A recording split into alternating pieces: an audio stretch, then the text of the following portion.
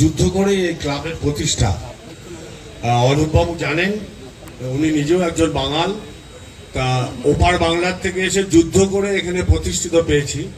আগামী 17 তারিখ ওই যুদ্ধে আমরাই উত্তীর্ণ হব, সেটাই আমাদের আপনাদের সবার শুভকামনা আমরা ইনভাইট করছি। ভালো থাকবেন। তবে আর একটা জিনিস, এই অ্যাম্বুলেন্সটা সবাই ব্যবহার করুন, ফেলে রাখবেন না, এটা আপনাদের জন্য। এখানেই থাকবে, ইস্টবেঙ্গল ক্লাবে থাকবে সঞ্জীব, হ্যাঁ, সর্বাধুনিক সমস্ত যন্ত্রপাতি আপনারা আগেই বলে দিয়েছেন। অ্যাম্বুলেন্সটা ব্যবহার করুন, প্রত্যেক যে চাইবে সেই পাবে। মাননীয় ক্রীড়ামন্ত্রীর অনুরোধে আমাদের সহসভাপতি শ্রী কল্যাণ মজুমদার স্যার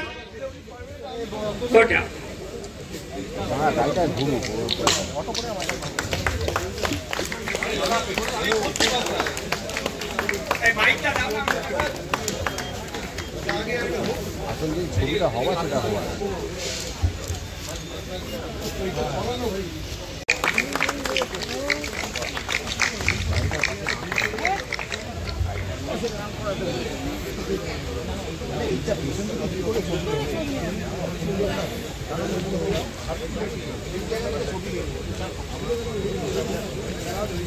ট্রমা কেয়ার অ্যাম্বুলেন্সের উদ্বোধন করলেন আমাদের মাননীয় ক্রীড়ামন্ত্রীর অনুরোধে সহসভাপতি শ্রী কল্যাণ মজুমদার মহাশয়, আমাদের সভাপতি মুরারিলাল লোহিয়া এবং সভা আমাদের সম্পাদক শ্রী রূপক স্যার উপস্থিতিতে এবং মাননীয় ক্রীড়ামন্ত্রীর পৌরোহিত্যে আমাদের এই ট্রমা কেয়ার অ্যাম্বুলেন্সের উদ্বোধন হল।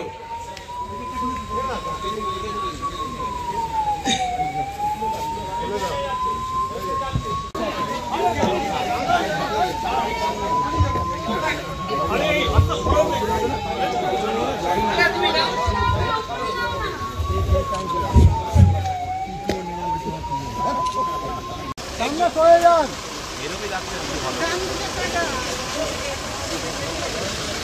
এরকমই রাখা উচিত।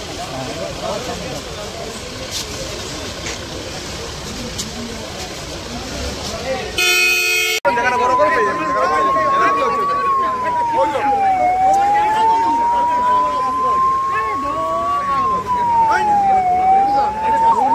আর ইয়ে করো না, আপনারা পেছন থেকে সরে প্লিজ, এটা প্লেয়ারদের সঙ্গে হচ্ছে।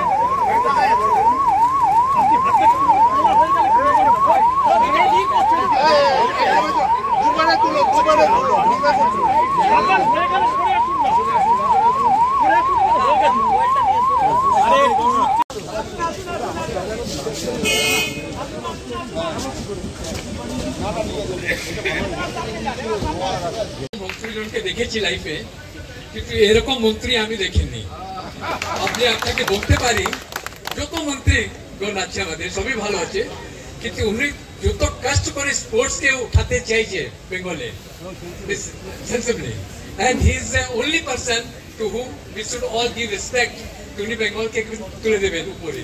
উনি যা বারবার বলছেন বেঙ্গলি ফুটবল উঠতে পারবে না যখন পর্যন্ত বেঙ্গল উঠতে পারবে না। আমরা সব চেষ্টা করি যে বেঙ্গল ফুটবল কি করে উপরে উঠে। এটা 147 আছে। আমি মন্ত্রী সাহেবকে বলছি, আমরা ইস্টবেঙ্গল ক্লাব থেকে চেষ্টা করে 5 বছর সময় দিন, আমরা 100 স্থানে নিয়ে আসবো। Thank you. হবে এবং সেই কাজটা খুব ভালো করে করছেন ইস্টবেঙ্গল ক্লাব।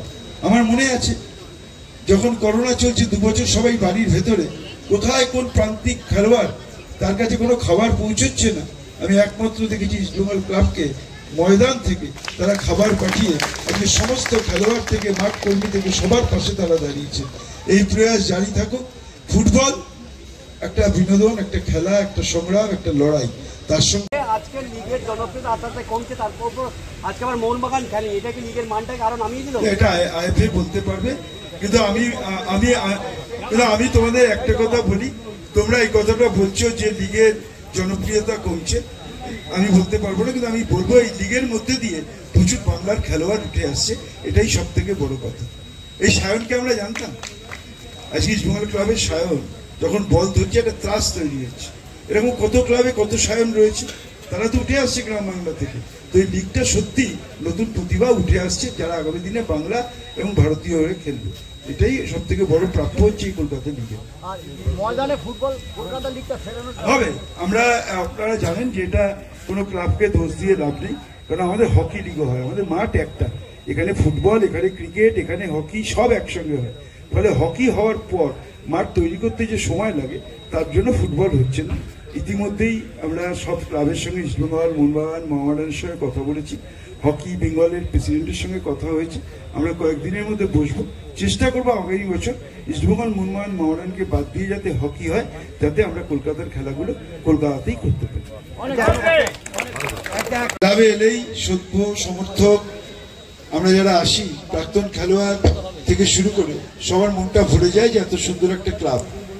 কিন্তু এই ক্লাবটা এরকম ছিল না। যিনি তিল তিল করে ভিতটা গড়েছিলেন তিনি আমাদের সকলের অত্যন্ত শ্রদ্ধা, এবং আমি বলবো যে আমাদের কলকাতার মাঠের ময়দানের একজন নক্ষত্র তিনি ছিলেন পল্টু দাস। আজকে তার জন্মদিনে ইস্টবেঙ্গল ক্লাব, আমি আগের দিনও বলেছি, ইস্টবেঙ্গল ক্লাবের সব থেকে বড় গুণ ইস্টবেঙ্গল জিতলো না হারলো সেটা বড় কথা নয়, ইস্টবেঙ্গল ক্লাব অতীতকে ভোলে না এবং অতীতকে সম্মান দেয়।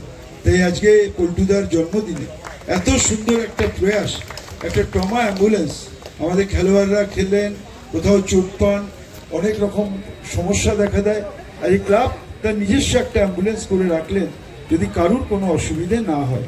এটাই আমাদের কাছে শিক্ষণীয়। অনেকে ভাববেন যে আমি মন্ত্রী হিসেবে রয়েছি, সমরণদা বাংলাকে রঞ্জি দিয়েছে, ইন্ডিয়ার খেলোয়াড় প্রশান্ত ব্যানার্জি রয়েছে, ক্লাবের প্রেসিডেন্ট রয়েছে, এখানে বিকাশ পাজি রয়েছে, এখানে সবার জন্য তো এখানে প্রাক্তন খেলোয়াড়রা সবাই রয়েছে। তো আমরা কেন কল্যাণদাকে বললাম? কেন প্রত্যেক জায়গায় একটা স্তর থাকে, কখনো দাদু থাকেন, তারপরে বাবা আছেন, তারপরে আমরা আছি। এই বংশ পরম্পরায় তিল তিল করে গড়তে হয়। একটা সময় পল্টুদা করেছেন, তারপরে কল্যাণদা করেছেন, আর এখন যিনি ক্লাবকে একেবারে নবরূপে সবার কাছে পৌঁছে দিচ্ছেন তিনি হচ্ছেন আমাদের সকলের শ্রদ্ধেয় নিতুদা। তো ফলে এইভাবেই ক্লাব এগিয়ে চলুক। ইস্টবেঙ্গল ক্লাব শুধু ফুটবল নিয়েই সীমাবদ্ধ নয়। আমরা অনেকে ভাবি যে ইস্টবেঙ্গল ক্লাব আইএসএল জিতলো কিনা, ইস্টবেঙ্গল ক্লাব আইএসএল এ ভালো রেজাল্ট করলো কিনা, কলকাতা লিগে কি করলো, কিন্তু ইস্টবেঙ্গল ক্লাব আজকে ফুটবলের ঊর্ধ্বে উঠে, ইস্টবেঙ্গল ক্লাব আজকে ফুটবলের ঊর্ধ্বে উঠেও অনেক কাজ করছে।